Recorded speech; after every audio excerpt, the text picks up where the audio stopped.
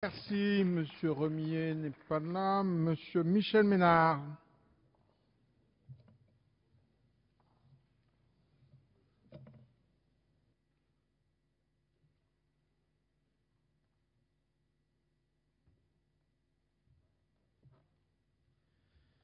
Merci Monsieur le Président, Madame la Ministre, Monsieur le rapporteur, mes chers collègues.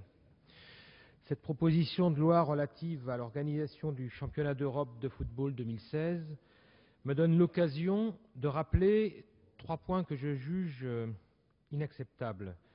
3 points posés par cette future manifestation de l'Euro 2016. D'une part, les exigences de l'UEFA qui sont exorbitantes. D'autre part, la très faible participation de l'État à la réussite de ce projet et à cette occasion le transfert de charges vers les collectivités locales. Et enfin, ce texte dérogatoire aux droits existants pour satisfaire des exigences privées. C'est évidemment un vrai plaisir que d'accueillir ce championnat d'Europe 2016. Nous avons tous le souvenir de la Coupe du Monde 98 avec l'enthousiasme, la fête que cela a généré. Je pourrais citer également la Coupe du Monde de rugby de 2007 qui a été l'occasion également de faire une grande fête. Nantes a accueilli ces deux événements que je viens de citer. Pourtant, la ville de Nantes n'accueillera pas l'Euro 2016 parce que la municipalité a renoncé à poser sa candidature du fait des exigences de l'UEFA, je le rappelais, qui sont exorbitantes.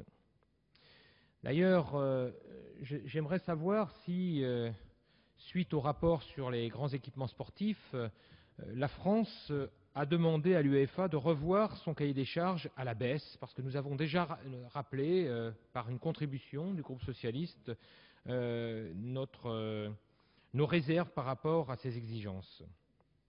Je ne critique pas ici le président de l'UEFA qui a été réélu brillamment aujourd'hui. D'ailleurs, il travaille pour que les clubs soient plus raisonnables dans le domaine financier et des budgets équilibrés. Je prenais l'exemple de Nantes, c'est 80 à 100 millions d'euros qu'il fallait de travaux pour pouvoir accueillir ce championnat d'Europe. Pourtant, il n'y a pas si longtemps, nous avons accueilli la Coupe du Monde de rugby. Les sièges étaient de 47 cm. On demande maintenant 50 cm pour pouvoir accueillir les spectateurs. Sont-ils plus gros que les spectateurs de la Coupe du Monde de rugby? On nous demande d'agrandir les vestiaires parce que, apparemment, pour accueillir 11 joueurs de football, il faut des espaces plus importants que pour accueillir 15 rugbyman. On nous demande des espaces VIP, des espaces commerciaux, et tout ça, évidemment, à la charge du contribuable. Et ça, ce n'est pas acceptable. D'autant moins acceptable que l'aide de l'État, des collègues l'ont rappelé, est estimée à environ 7%. Et donc, moi, je suis satisfait que le maire de Nantes ait renoncé à poser sa candidature. Et d'ailleurs, j'ai suivi, dans les jours qui ont suivi, la réaction des Nantaises et des Nantais, et j'ai vu peu de Nantaises et de Nantais ou d'habitants de notre département, de notre région, s'offusquer de ce choix quand ils ont vu le coût que ça générait pour accueillir 2 à 3 matchs de football. Au lieu de ça, la municipalité priorisera l'investissement dans les quartiers pour d'autres sports qui ont besoin de soutien financier, et je pense que c'est tout à fait raisonnable. Concernant la participation de l'État, Régis Juanico vient de le rappeler, l'État avait participé à hauteur de 30% pour la Coupe du Monde de foot, c'est simplement 7%, et donc finalement c'est un vrai transfert de charges qui est proposé en direction des collectivités locales qui n'ont d'autre choix, si elles veulent accueillir l'Euro 2016, que de prioriser les investissements uniquement en faveur du sport professionnel.